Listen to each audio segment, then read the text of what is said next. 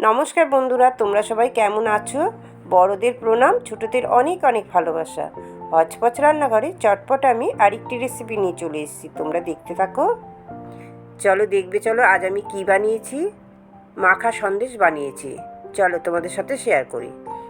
সামনেই দুর্গাপুজোর স্পেশাল মাখা সন্দেশ।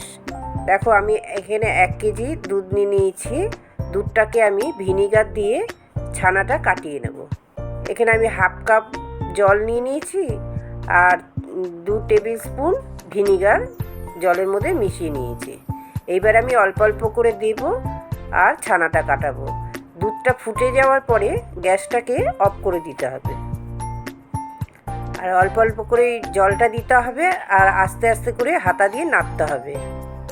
দেখো, ছানাটা অনেকটাই কেটে গেছে।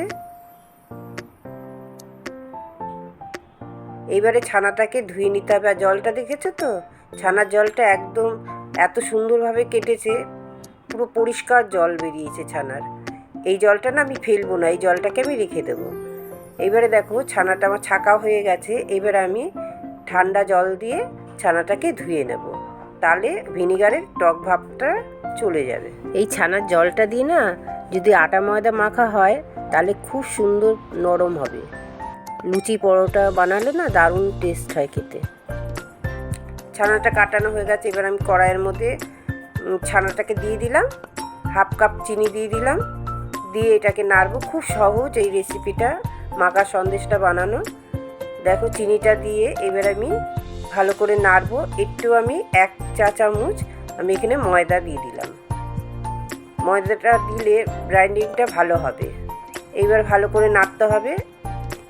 এই মাখা সন্দেশটার জন্য কিন্তু কোনো খাটুনি নেই যে ছানাটাকে দলতে হবে হাত দিয়ে, তা কিন্তু নয়, চিনিটা দিলেই হয়ে যায়। দেখো কত সুন্দর হয়ে গেছে। একটু খুন্তি দিয়ে চেপে চেপে নাড়তে হবে। আর এখানে দেখো আমি এলাচ গুঁড়ো পরিমাণ মতন দিয়ে দিলাম, গন্ধটা সুন্দর আসবে। ব্যাস, হয়ে গেছে মাখা সন্দেশ। আর এইরকম দেখো, দেখতে পাচ্ছ তোমরা, এইরকম একটু পাতলা থাকবে, তখনই নামিয়ে নিতে হবে। এইটা কিন্তু পরে ঘন হয়ে গিয়ে বসে যাবে। দেখো, আমার মাখা সন্দেশ রেডি। ওপর থেকে একটুখানি আমি আমন্ড আর পেস্তা কুচি দিয়ে দিলাম। দেখো কত সুন্দর হয়েছে। বন্ধুরা, তোমাদের এই ছোট্ট রেসিপিটা কেমন লাগলো?